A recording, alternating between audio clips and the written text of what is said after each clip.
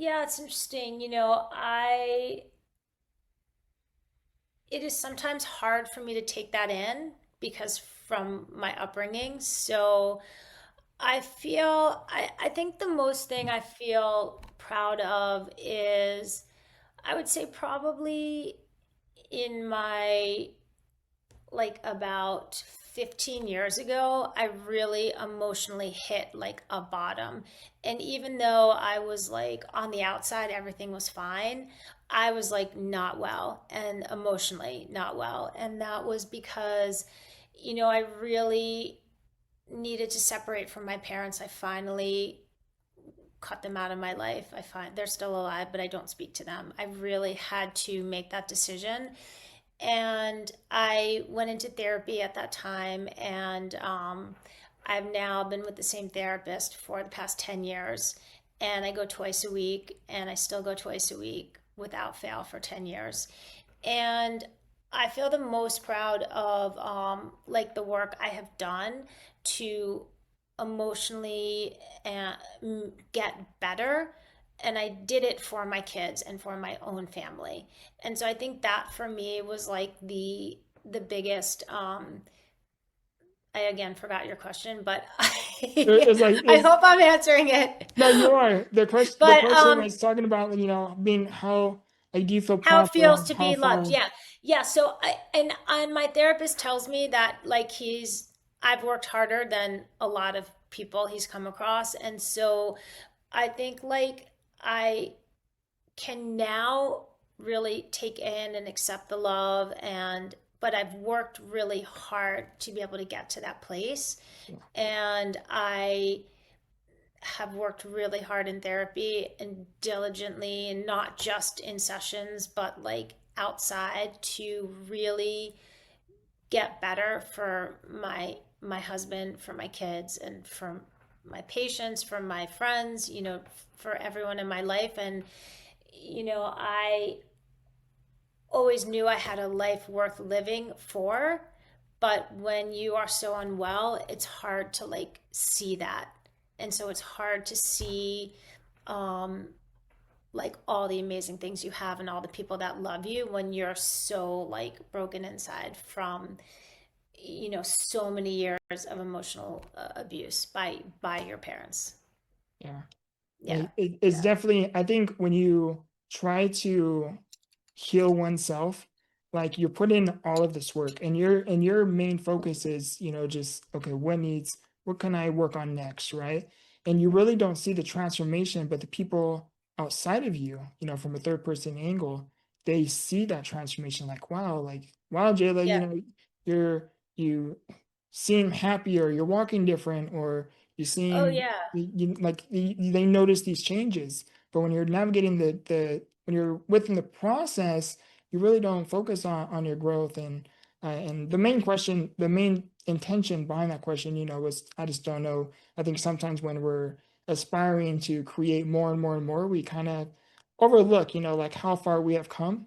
And that was my Hmm. intention, was to, Yeah. I don't know how many, if you ever really reflect on that. But I drafted up a few questions about your music, because I really Okay, want to great. talk in to your music. Is There's 7 songs that I specifically selected, which is Okay. one funeral. When you wrote Funeral, what were you bearing? Your past, the relationship with your parents, or the version of you that kept hoping they would change? Oh, I mean, funeral was about the death and burial of the old version of myself. So,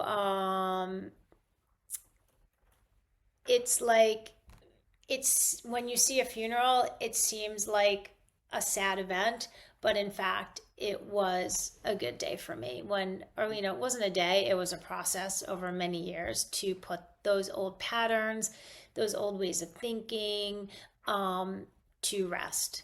And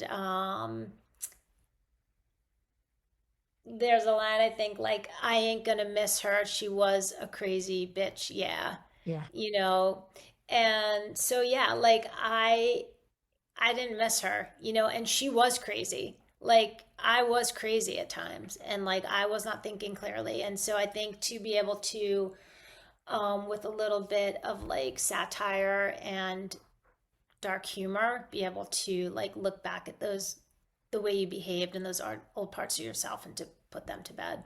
Yeah. And I think, those lyrics that you just shared, I believe that was like how you ended it. It was like literally your last lyric. If I remember I don't know. correctly. I recorded that a few years ago, so I gotta like think back. But Yeah. she was a crazy bitch. Yeah, poisoned my something. And like when my husband heard it, he's like, "Oh, is that about your mom?" And I'm like, "No, it's about like the old version of me. Like she was a crazy bitch, and like yeah, she needed to be." But what's interesting is like what's really, I think, saved me was for me to be able to look at myself in my insanity and in my craziness and be like, that's like not how, this is not what I want to be doing. And then to take the steps to like change. Yeah.